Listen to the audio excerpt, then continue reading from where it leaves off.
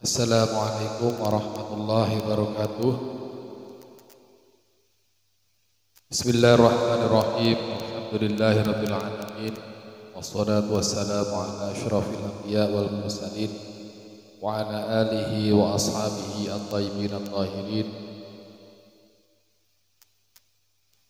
Kita bacakan Fatihah kepada muallif hadzal kitab Syekh Abdullah Al-Harari Al-Habashi, khususan ruhihi bijahi Rasulillah Muhammad sallallahu alaihi wasallam. Al-Fatihah. A'udzu billahi minasyaitonir rajim. Bismillahirrahmanirrahim. Alhamdulillahirabbil alamin. Arrahmanir rahim. Maliki yaumiddin. Iyyaka na'budu wa iyyaka nasta'in. Ihdinas siratal mustaqim. Siratal ladzina an'amta 'alaihim ghairil maghdubi 'alaihim waladdallin. Amin. Bismillahirrahmanirrahim. Qala al-mu'allifu rahimahullahu ta'ala. Kita lanjutkan pembahasan kajian kemarin.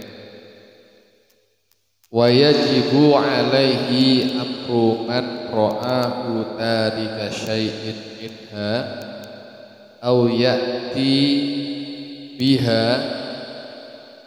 ala ghairi wajhiha bil ityani biha ala wajhiha. Wajib atas seorang mukallaf memerintahkan orang yang dia lihat meninggalkan sesuatu dari kefarduan yang diperintahkan oleh Allah, atau dia melakukan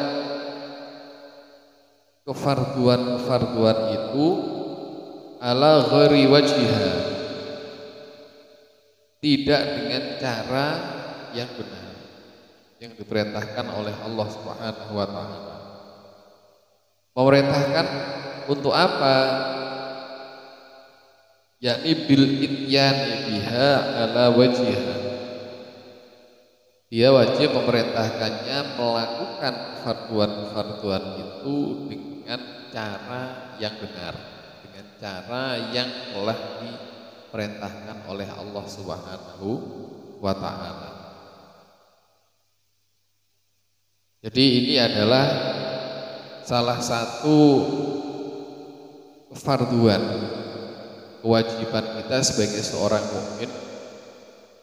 Ketika kita melihat hal yang mungkar, sesuatu yang tidak patut, kita ini wajib untuk mengingatkan seseorang.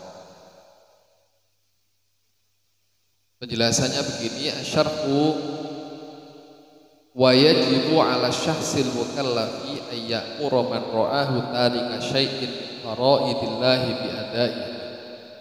Wajib bagi seseorang yang mukallaf, ini tegasnya adalah al-muslim al-mukallaf, wajib atas seseorang yang mukallaf ayya'mura man ra'ahu tarika syai'in min faraidillah, untuk memerintahkan orang yang dia lihat meninggalkan sesuatu dari apa-apa yang telah Allah fardukan.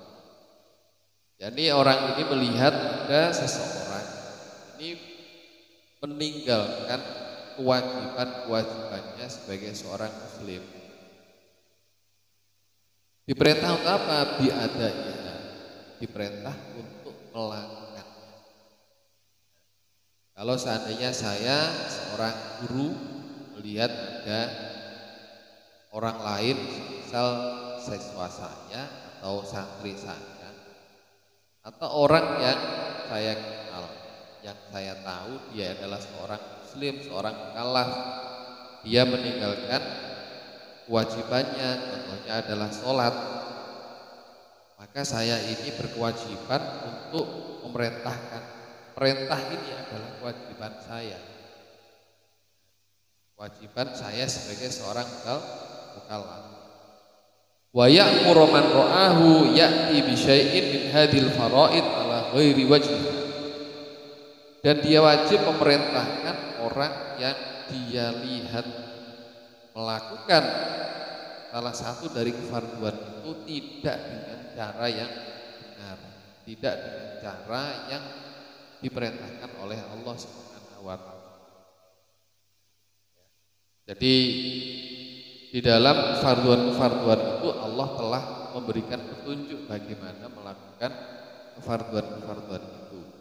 Syariatnya melalui Rasul baginda Nabi Muhammad SAW, tata caranya sudah dicontohkan, dijelaskan oleh beliau, kemudian dicontohkan dalam perbuatan.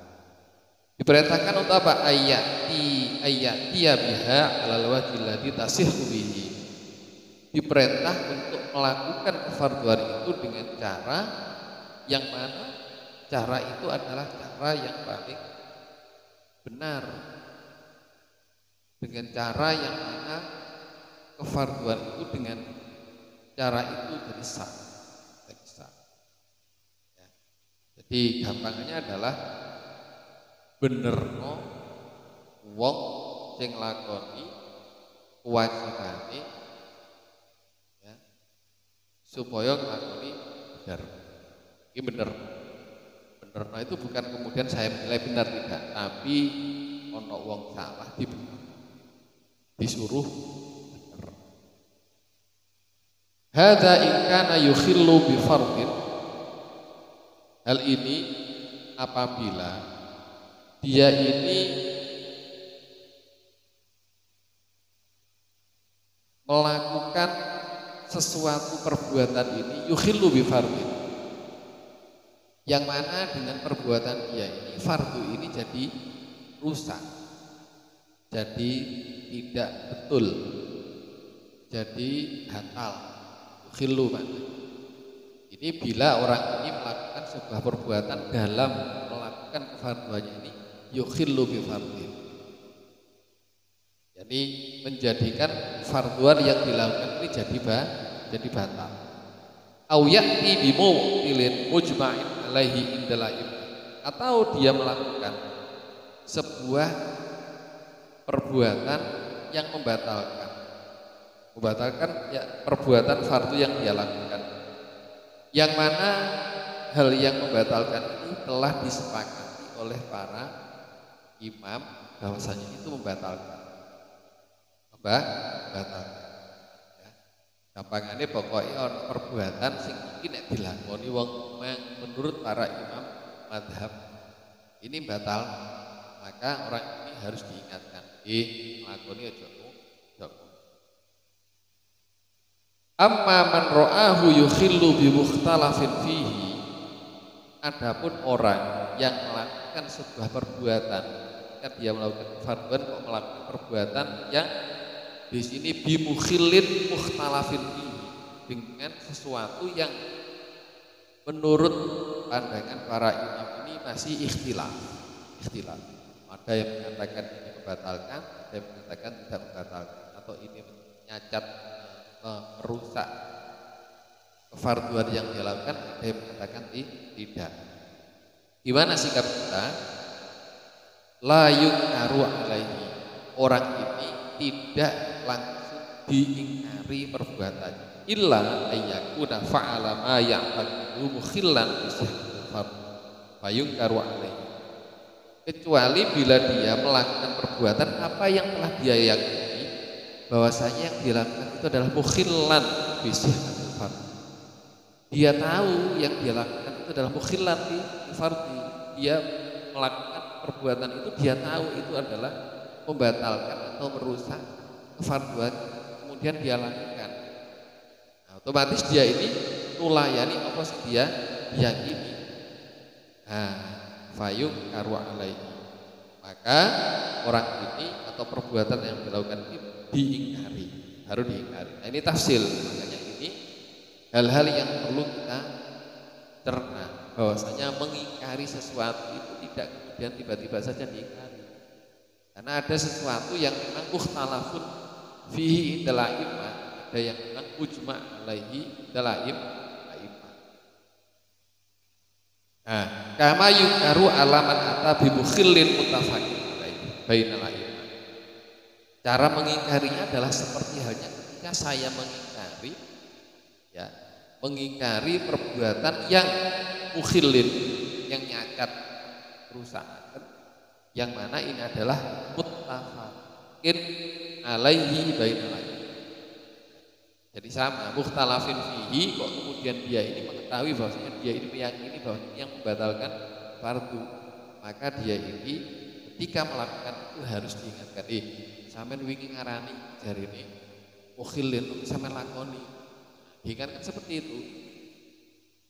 Jadi seperti halnya ketika saya mengingkari ini adalah perbuatan yang memang menurut para imam ini disepakati mukhil, yakni merusak daripada ibadah yang dilakukan. Wa ala hadza, dengan dasar ini, faman ra'a rajulan kasyifan fakhidaihi, barang siapa yang melihat seorang laki-laki yang membuka dua pahanya fi sholati, dalam sholat, ana wong sholat pupune ketok, pupune tegese oleh sholat gawe kantong, pupune ketok, au ghairiha, atau di selain sholat ana wong laku karo cekak, la yukaru alaihi, maka perbuatan orang ini tidak boleh diingkari. Jadi ana wong laku, ana wong sholat gawe kantong ketok pupune, iku lorone, utawa dheweke iku laku gawe kantong cekak, maka orang ini tidak boleh diingkari kecuali ayya'lama annahu ya'taqidu anna hadza haramun, kecuali dia ini sudah tahu bahwasanya yang dia lakukan itu haram. Contoh dheweke iki meyakini salah satu mazhab di mana membuka paha ini haram, karena menurut mazhab ini pupu itu termasuk aurat. Maka ketika dia membuka pupu, maka dia telah melanggar apa yang dia yakini.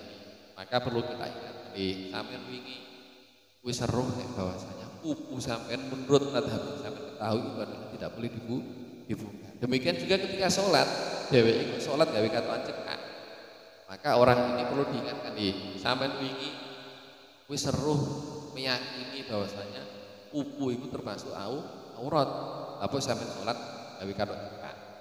Ini perlu diingkari, ya. Anna hadza haram bi ayyakuna hadza syakhs alladzi kashafa fakhdahu ya'taqidu bi anna kasfa fakhdi 'ala rajuli haram. Gambare orang ini yang membuka pahanya tadi meyakini bahwasanya membuka paha atas orang laki-laki itu haram. Dia tahu bahwasanya membuka paha bagi seorang laki-laki itu haram. Kok dia membuka, maka perlu kita ingkari. Khina idzin yajibu al-inkaru alaihi. Pada saat seperti ini, kondisi seperti ini, dia wajib diingkari. Wajib diingkari. Li anna fakhdar rajuli ikhtalafa al-a'immatu fi hukmihi. Karena paha seorang laki-laki ini, para imam mazhab ini berbeda pendapat tentang hukumnya.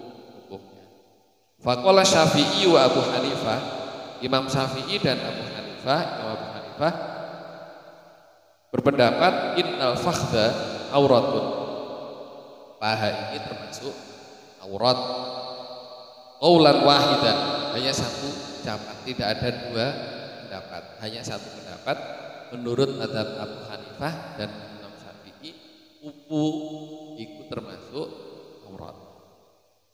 Wa qala Malik, Imam Malik berpendapat, wa Ahmad dan Imam Ahmad Ibn Hanbal fi ahadi qaulaihim, dalam salah satu dua pendapat. Jadi Imam Ahmad dan Imam Malik ini punya dua pendapat. Al-fakhidu laisa aurah. Salah satu pendapat beliau mengatakan bahwasanya pupu seorang laki-laki apa seorang laki-laki ini tidak termasuk aurat. Wa qala bidzalika salah satu akharun. Dan pendapat ini juga menjadi pendapat 3 imam yang lain. Ada 3 imam yang lain mengatakan bahwasanya pupu itu tidak termasuk aurat. Minal mujtahidin, dari ulama-ulama ahli ijtihad yang seperti Imam Malik dan seperti Imam Ahmad ibn Hanbal. Mereka itu setara, punya madhab, punya kedudukan ijtihad.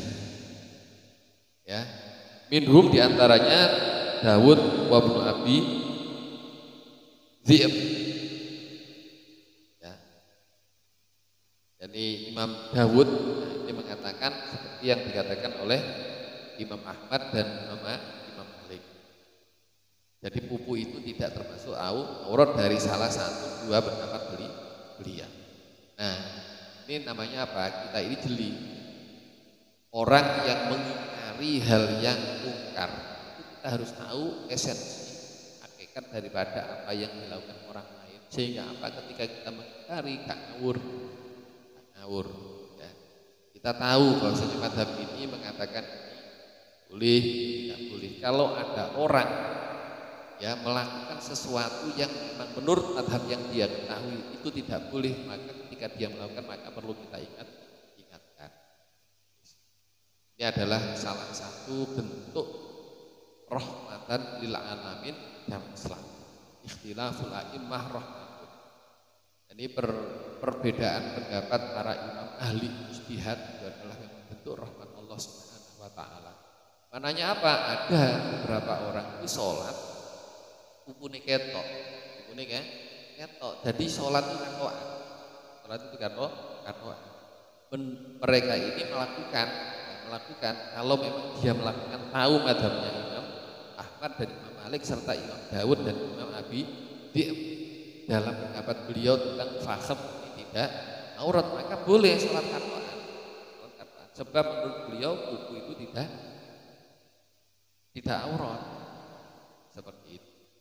Tapi kalau kita tahu ada orang bermadhab Imam Syafi'i, Imam Abu Hanifah, roh dari Imam Syafi'i karo Hanifah, dan dia meyakini tentang pengetahuan dia bahwasanya Imam Syafi'i dan Imam Abu Hanifah ini mengatakan bahwa fasem itu adalah termasuk aurat, maka orang ini diingkari.